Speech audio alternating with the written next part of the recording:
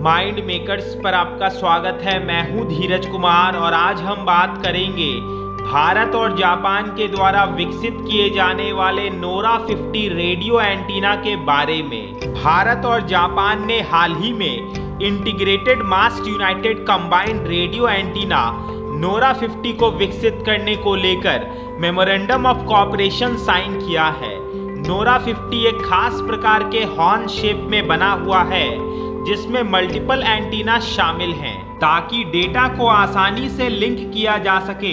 हालांकि इस इंटीग्रेटेड मास्ट का मकसद यही है कि अलग अलग एंटीना को एक खास आकृति में शामिल किया जाए ताकि रडार क्रॉस सेक्शन को कम करने के साथ साथ इसके ऑपरेशन कैपेबिलिटीज में इजाफा लाया जा सके। बताया जा रहा है कि जापान और भारत के बीच साइन किए गए ये मेमोरेंडम ऑफ कोऑपरेशन दोनों देशों के स्ट्रैटेजिक पार्टनरशिप और द्विपक्षीय रिश्तों को मजबूत करने की ओर डिफेंस टेक्नोलॉजी के क्षेत्र में एक सफल प्रयास है, जिसके तहत इन दोनों देशों की अत्याधुनिक सुरक्षा क्षमताओं को ज्वाइंट रिसर्च, डेवलपमेंट और इनोवेशन के जरिए विकसित किए जाने का लक्ष्य रखा गया है।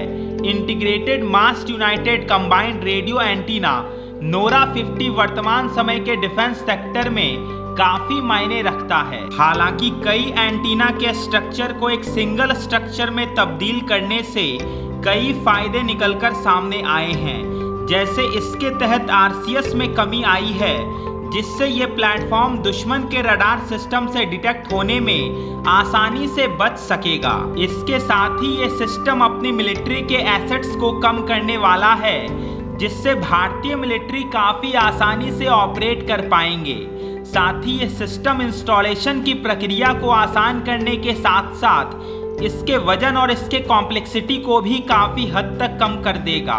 हालांकि इस सिस्टम की बनावट कुछ इस प्रकार है कि ये बहुत ही कम स्पेस को लेता है और इसके साथ ही ये बेहतर कम्युनिकेशन कैपेबिलिटीज को प्रदान करने के साथ साथ गैर जरूरी सिग्नल को एलिमिनेट कर देता है। वहीं दूसरी ओर TA-CAN एक क्रिटिकल नेविगेशन सिस्टम है जो एयरक्राफ्ट के सटीक पोजीशन की जानकारी प्रदान करता है। TA-CAN तकनीक को नोरा 50 में शामिल करने के बाद मिलिट्री प्लेटफॉर्म्स के सभी नेविगेशनल कैपेबिलिटीज में इजाफा हो जाएगा, जिसके तहत किसी भी मिशन के अंतर्गत लोकेशन से संबंधित सटीक जानकारी आसानी से उपलब्ध कराई जा सकेगी। बहरहाल भारत और जापान के ज्वाइंट कोलैबोरेशन के जरिए दोनों देशों के मिलिट्री को जबरदस्त फायदा मिलेगा, जिससे ये दोनों देश डिफेंस टेक्नोलॉजी के क्षेत्र में काफी एडवांस बन सकेंगे। इस वीडियो पर आपकी क्या राय है, आप हमें कमेंट बॉक्स में बता सकते हैं। साथ ही इस चैनल को जरूर सब्सक्राइब करें।